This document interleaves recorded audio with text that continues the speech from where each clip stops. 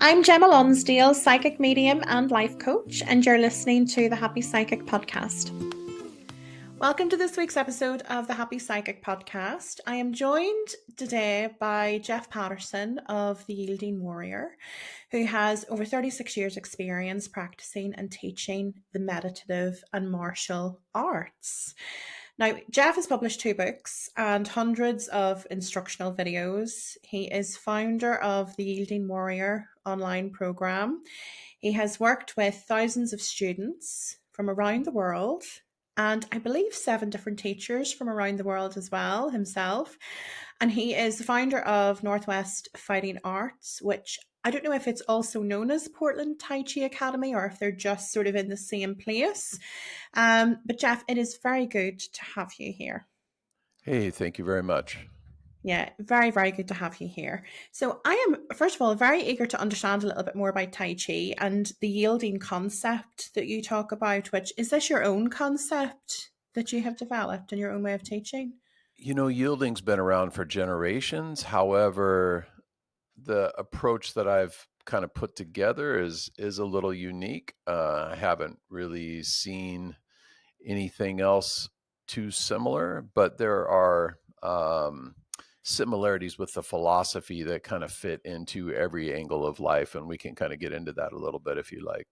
Yeah, that'd be really good. Well, do you want to tell me a little bit more about Tai Chi in the first instance? Because it's really not something that I know a great deal about. Whenever I think of Tai Chi, and apologies because a lot of the listeners come without the audio, or sorry, without the video version, but like Tai Chi to me is something to do with do, and we're sort of doing different Yeah. movements for anybody that's not able to watch me.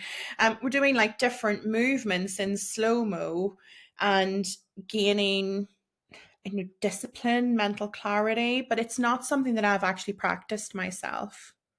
Yeah, well, first off, when I talk about the meditative arts, we pull things from Tai Chi, from Qigong, from sitting meditation, standing meditation, from breath work.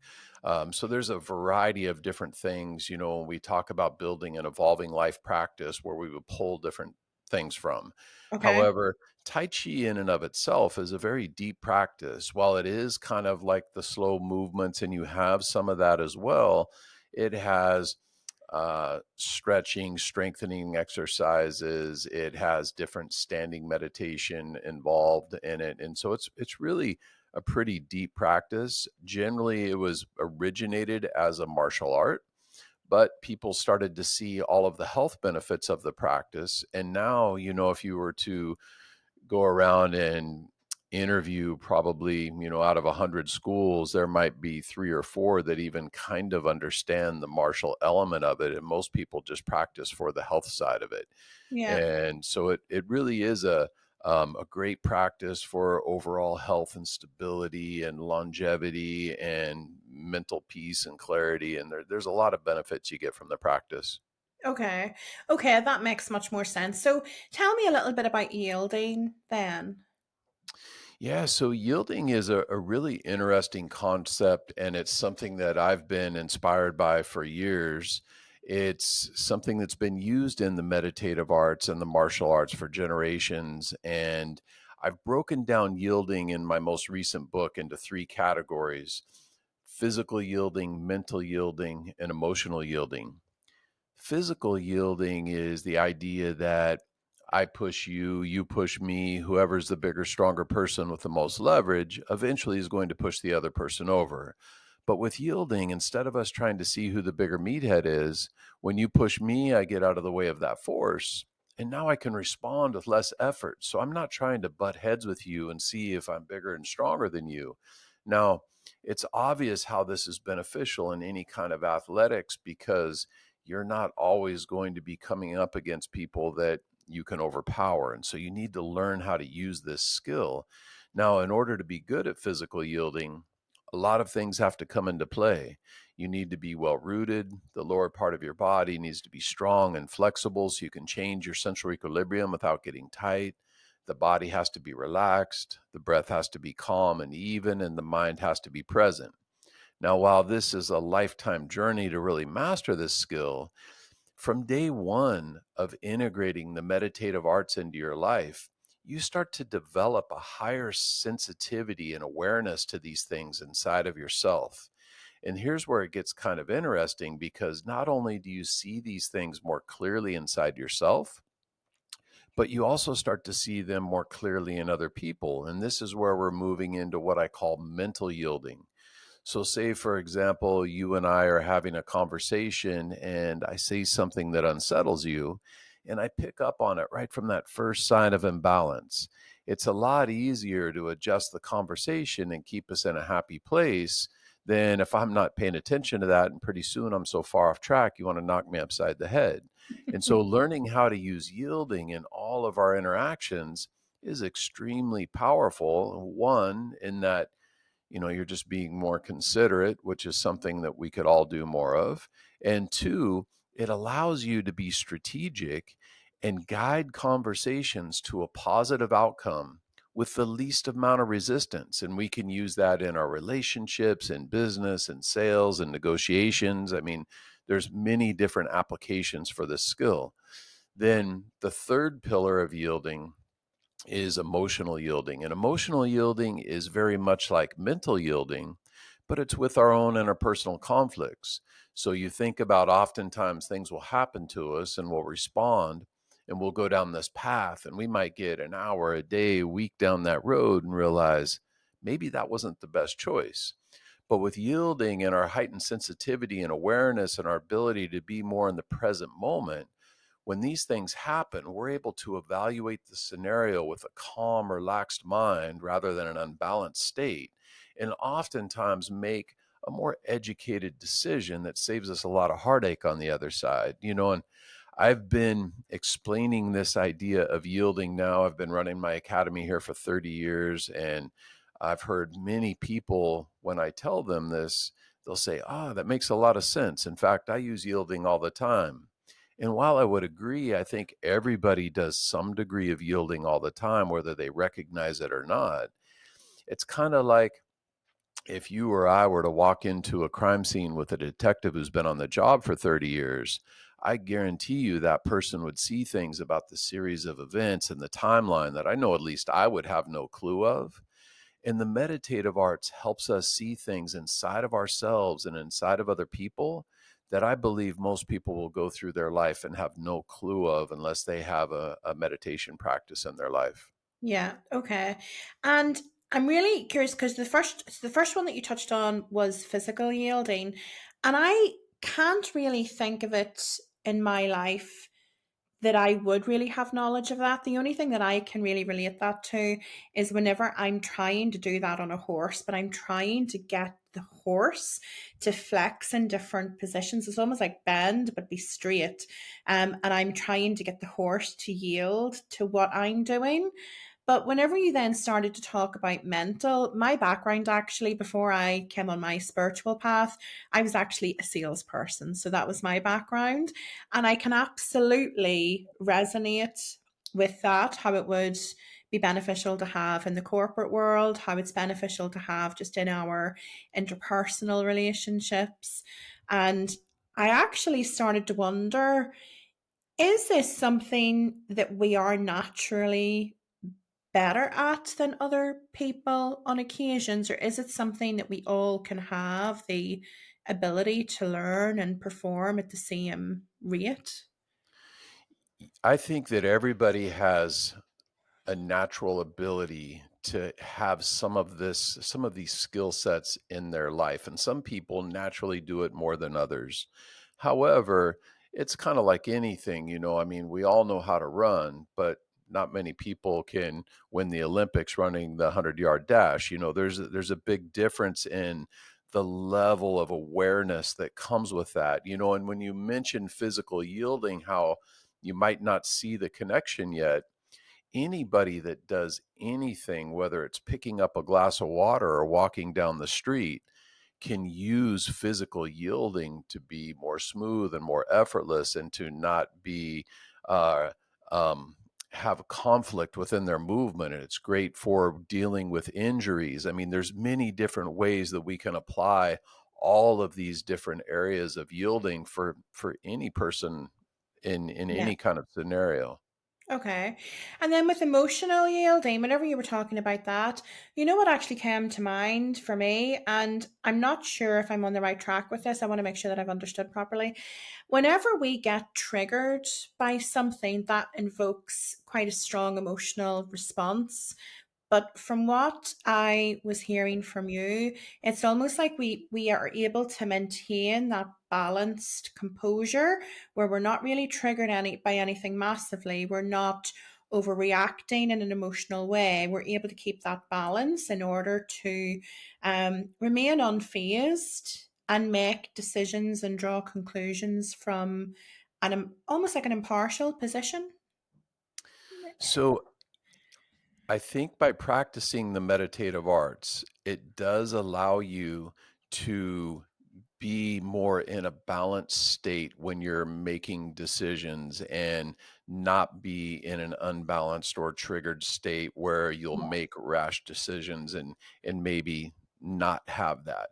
But this is like also thinking about strategically how to plan your responses. So instead of just kind of responding as soon as something happens, Mhm. if you're more present in the moment and can be in that balanced state, whether you're in a triggered state or just maybe not in a real focused state, it allows you to respond to things with a little bit more clarity and a little bit more foresight.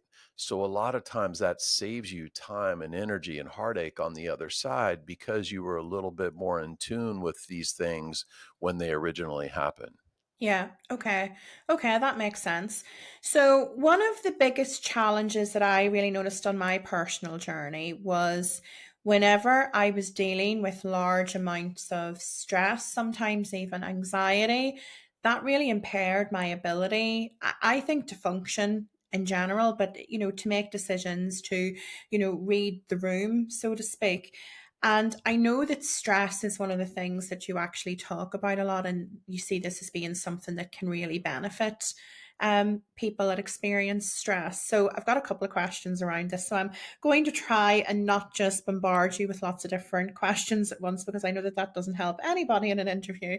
Um, I'm guessing, do you get a lot of people that come to you that are experiencing a stressful life that they're trying to decompress and figure, a better way of living out? Because I know that you have obviously your physical place, you have your online clientele, you've got your book. So can you tell us a little bit about the people that you have coming from a stressful sort of background? Yes, people come to the practice for a variety of different reasons. People that from a stressful side of things, they're coming in here from sometimes depression, from anxiety, dealing with panic Yeah. attacks. You'll have people coming from the health perspective, and they want to maybe live longer and be more flexible and stronger and have better balance as they age. And then you have people that are coming in because they want to improve their performance. Maybe they're an athlete or a professional and they want to stay more focused and improve their creativity. I mean, there's lots of different directions that you can take with this practice. As far as the meditative arts go, a lot of people come through to the practice for stress disorders, and it's something where you could literally just do a Google search and probably see 1,000 articles on the benefits of meditation dealing with stress. And so through the years, I've had many people coming in that have learned how to deal with panic attacks and anxiety and come out of depression. I've had students coming in here that were suicidal and have used this to find a positive path Yeah. and change that mindset. And so it really is beneficial in a lot of ways when it comes to stress management. Okay. Because actually, that raises another question then for me. With people having such a diverse range of challenges that they're maybe coming to this for, or a complete different end goal, I guess, because an athlete is maybe going to be different end goal than someone who is wanting to maybe manage their stress. Does the work that they have to do differ, or is it all about the intention that they set whenever they're actually getting involved in a practice? So definitely is different paths to follow with a meditation practice. And I've broken it down into kind of five directions. You have the physical or athletic side of the practice that helps improve your performance and your timing and your ability.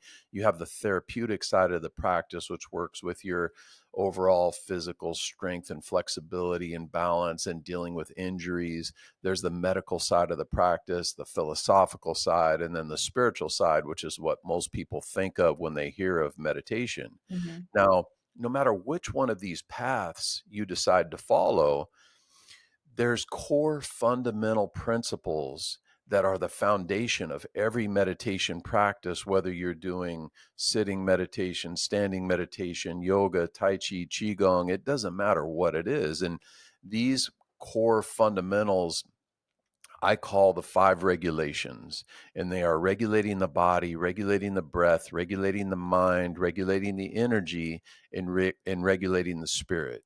And briefly, I'll kind of talk about what I mean when I say that. And so, regulating the body on a surface level is the easiest one to do and one that we always start with. And basically, it's the idea of regulating your skeletal alignment and your muscular tension in the body. On a deeper level, it's through increasing your muscle tone and maintaining muscle tone in the body so we stay strong and healthy and we don't start to deteriorate at a younger age. It's keeping up our flexibility, it's keeping up our diet and eating healthy so we have the right energy. And so this is something that everybody starts with in the practice. And an example of this would be, think about a time maybe where you're sitting at your computer for 3 or 4 hours and your shoulders are rounded forward and you're feeling lethargic and maybe your neck's getting sore. And then think about another time when the most important person in your world walks in the room and your body perks up and you feel like you're on top of the world. Well, these two energies we're in control of 100% of the time, all day, every day. And the question is how much of your day are you choosing to resonate in the depleted state? Because we're in control of that. And so this is the first thing that we want to start focusing on and learning how to improve in our lives. The second thing is regulating the breath. And regulating the breath is an extremely deep topic and something that if you take on a meditation practice, you'll be studying for the rest of your life. And in fact, in Qigong, they often refer to defining Qigong as the science of the breath. There's literally hundreds of different breathing strategies. And because of that, we broadly categorize them into yin methods and yang methods. The yin methods are often deeper, more holistic style of meditations that bring more peace and clarity and a little bit more focus. And an example of a yin breath would be, if you ever listen to somebody sleep, their natural breathing pattern is a longer inhale and a shorter exhale. And this is the body's natural way of bringing your conscious mind into our subconscious mind, which is where we are when we're sleeping and dreaming. And so, if we want to resonate with this style of inward energy, we can do longer inhales, soft retentions at the end of the inhale, and shorter exhales to bring that energy inward, which is great for stress reduction, anxiety, panic attacks, for focus, creativity. There's a lots of reasons why we would do this yin side of the breath.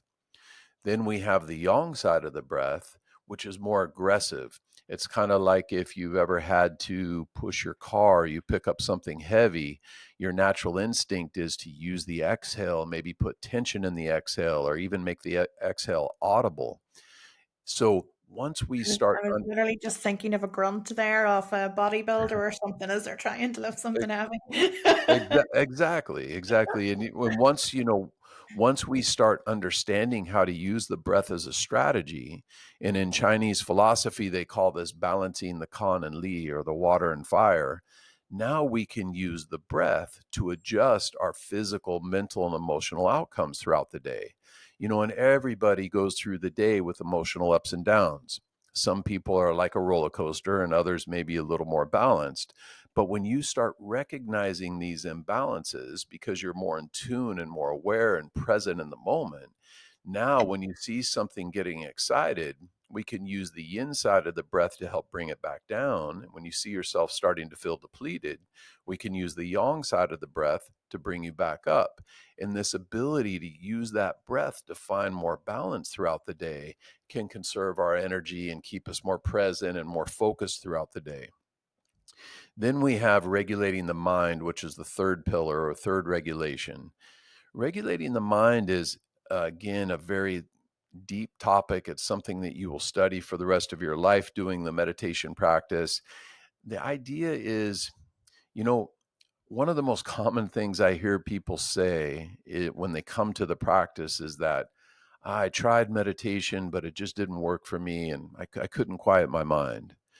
Somewhere along the way, people got misguided in thinking that in order to be successful at meditation, you have to be in the state of nirvana and nothing bothers you. And it couldn't be further from the truth. I've spent the last 36 years of my life traveling around the world, training with some amazing teachers.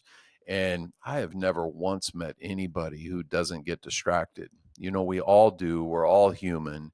And so you need to change your perspective on kind of what it means to be successful with meditation, because once we see this from a different light, we can approach it with a more positive mindset and understand that that's part of the journey. If you're sitting in a meditation practice or maybe even doing a movement practice, you might be in that session for 20 minutes or a half an hour or whatever that is for you. And if you get distracted 50 times, every time you recognize that imbalance and you use your posture, your breath, or your movement to help bring you back to focus, now you just got 50 repetitions of being in a distracted state and coming back to balance. And if you do this every day, every week, every month, every year, you start to develop this unshakable sense of just being focused and being able to deal with any distraction that comes your way, which is very empowering. There's this story that I really enjoy about these two older monks, and they're walking down this muddy road after a big rainstorm, and they come up to this huge mud puddle. And on the other side of the puddle is this pretty little girl in a white dress, and she's crying. And the older monk yells across the puddle and says, "Is everything okay? Can we help you?" And she says, "I need to be somewhere, but if I walk across this puddle, I'm going to get my dress all dirty." And so the older monk, he rolls up his pant legs and he walks across the puddle and picks her up, puts her on his back, and takes her to the other side and sets her down, and she's off on her way. Well, him and the younger monk are walking a couple miles down the road, and finally, the younger monk is just furious, and he says, we're not supposed to touch girls, but yet you did back there at the puddle." And the older monk looks down at him and says, "You're still thinking about that girl? I left her back there at the puddle." And how many times in life do we have to get 2 miles down the muddy road before we finally realize that something's bothering us, let alone letting it go? And so, Yeah. this idea of learning how to regulate the mind is a very important part of the practice and one of the basic pillars.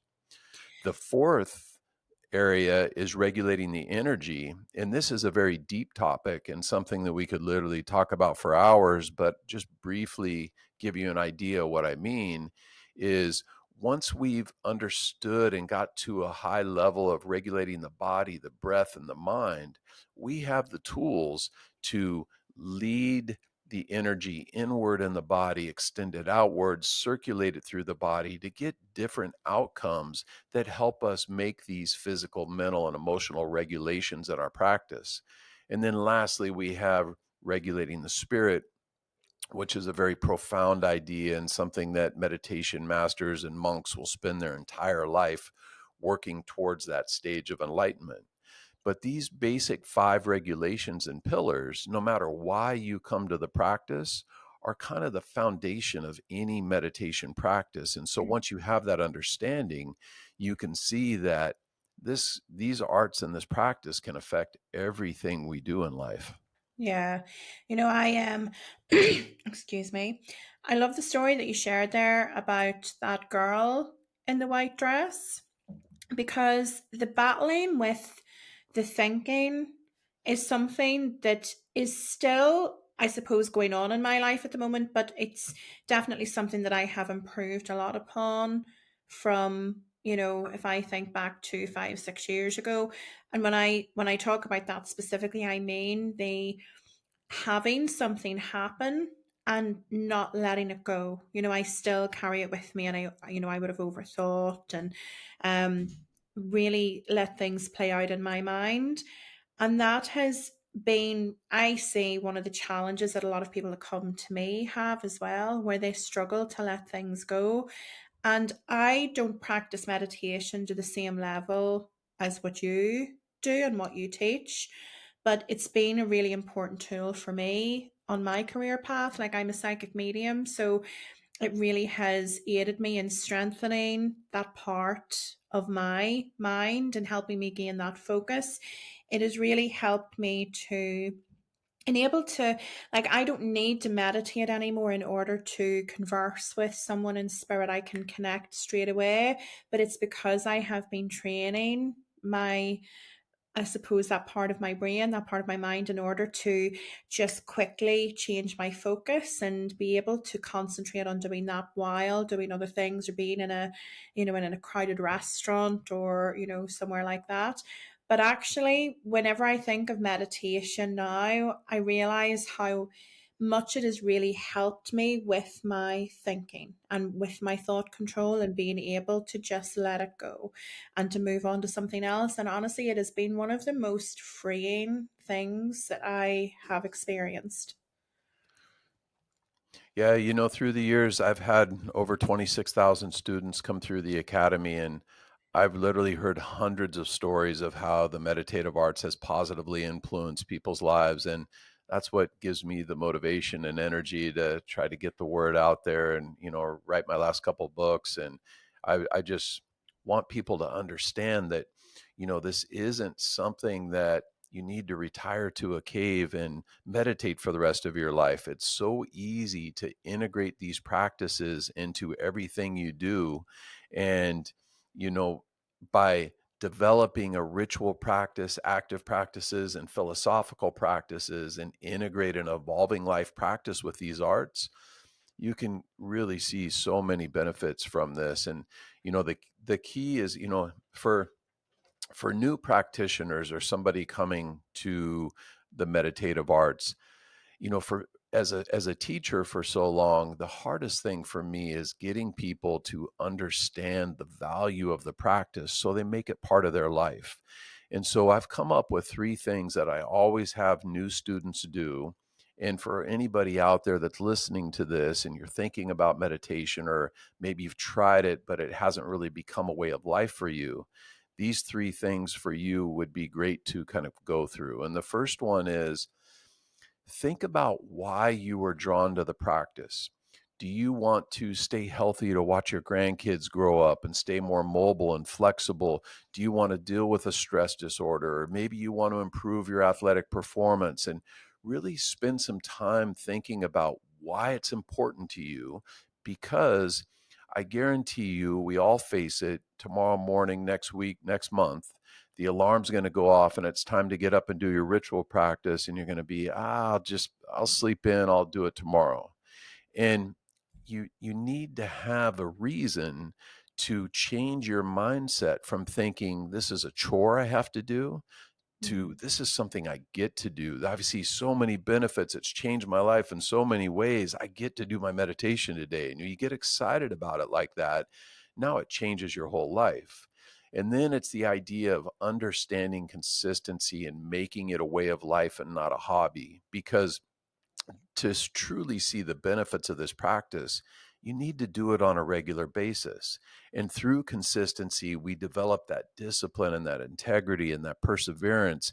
And those qualities that we get from having a consistent meditation practice feed over into every area of our life, and your relationships and your hobby and your work, and all these different things. And then lastly, and one of the most important, is that you have to find a guide, because it's so easy these days to go onto YouTube or to get an app and you're listening to these audios, you're watching these videos. And if you try to self teach yourself meditation, I've literally seen people that have done that for 15 years and come into the academy, and they'll get frustrated because they'll see somebody who's been under a guide for 6 months or a year that are way further along in their development. And your time is valuable. You're only on this planet for a short amount of time. We want to get the most out of the practice and really see the value there, because it's a very complex practice. I've been studying the meditative arts now for 36 years, and I'm far from being the master. I'm learning all the time. And to think that you can just go out there and do it on your own is going to waste a lot of time. And so, those three things: think about your why, understand the importance of the consistency and the ease of integrating it into your life, and finding a guide. If you do that, you'll be successful with the practice. It's funny that you say that because one of the things, don't know what's wrong with my throat today. I've got a frog in my throat. Hmm. So, a lot of people that come to me are looking spiritual guidance in some areas of their life. Often, it could be around their love life, or, how they can improve different, parts of their life, how they can, heal, whatever it is that they're coming to me for. One of the things that I often get given to me as advice to give to them is to meditate, and it's particularly the case for anybody who is on a spiritual path. And I mean a spiritual path in the way that they're looking to develop their ability to connect with the higher power, whether it be with spirit guides or another realm, and they're looking to converse. But even when someone is eager to connect with their own, I suppose, their own sort of higher power, their own being, meditation is one of the most highly recommended things that I get given to me intuitively.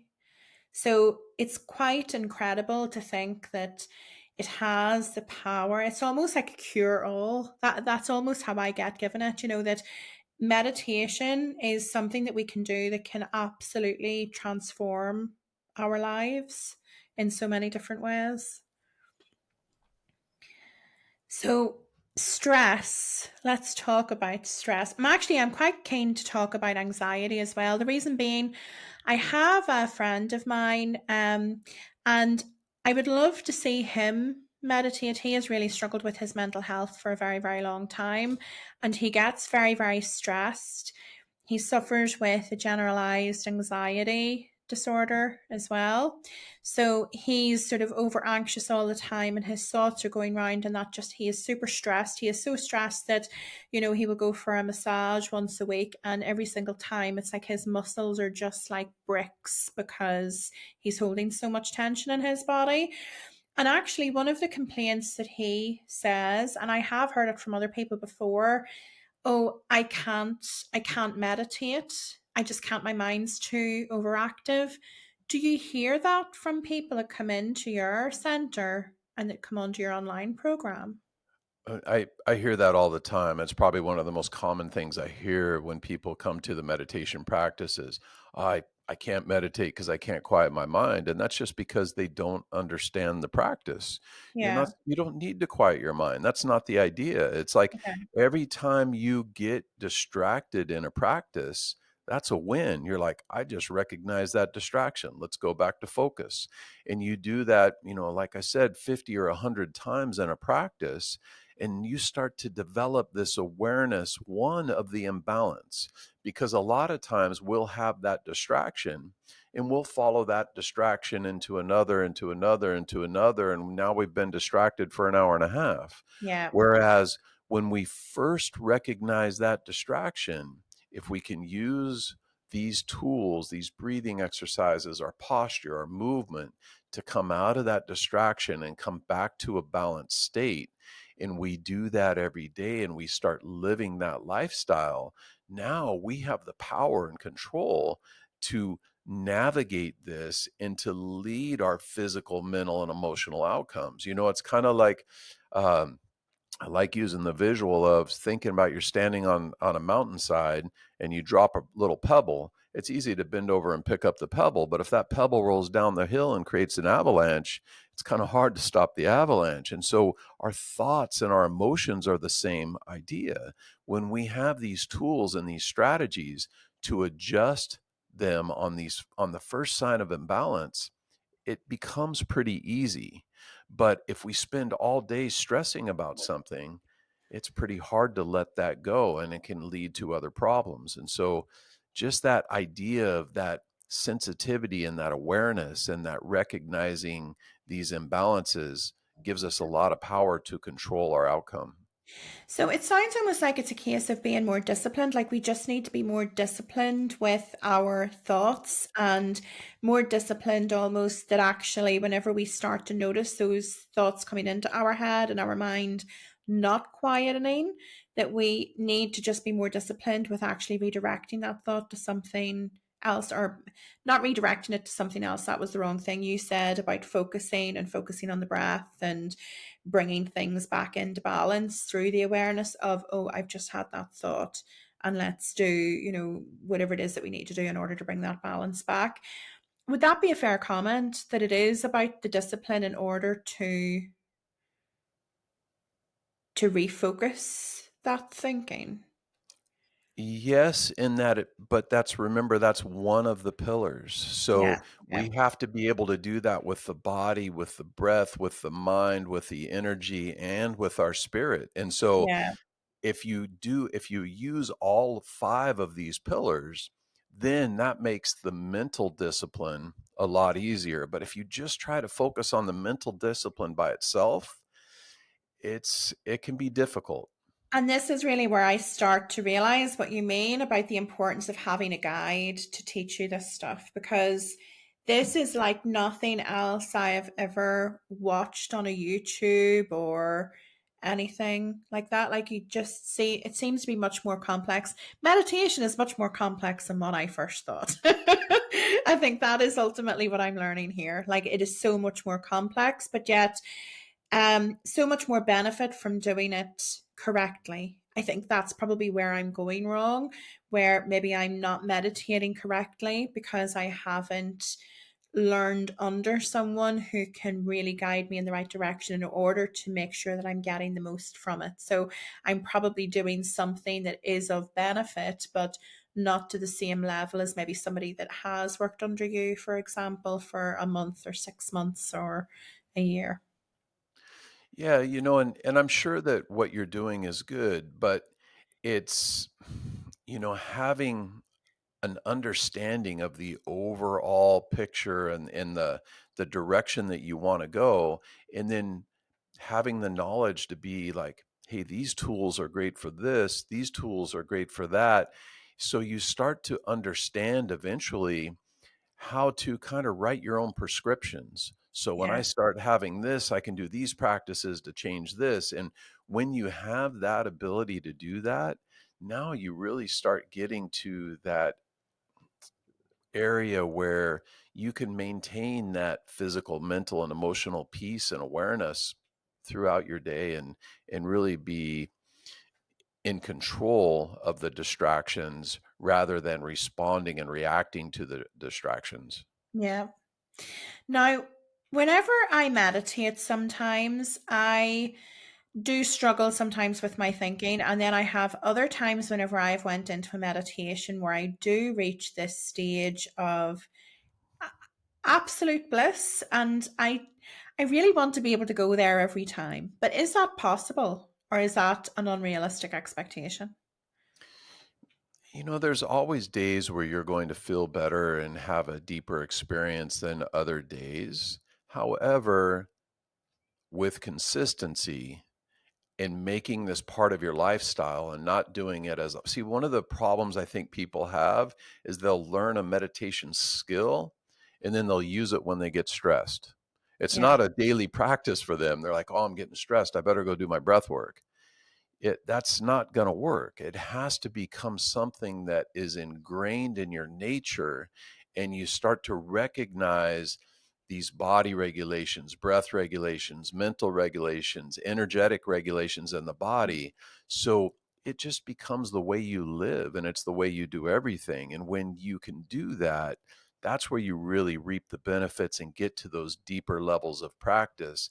And the great thing is again, it doesn't need to be something that, you do 3 hours a day.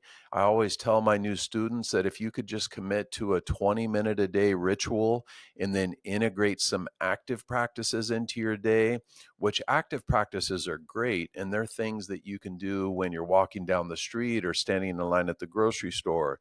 And it could be as simple as counting out 10 breaths, or maybe doing some spinal rotations or a simple movement practice. And now you start to stay sensitive and aware to these regulations all day, every day. And eventually we get to the point where we're regulating without regulating. And this is where we reach all the gold of the practice and we really start to see all the benefits. Yeah. It's such a good idea to be able to have that consistency. And actually, that's one of the things that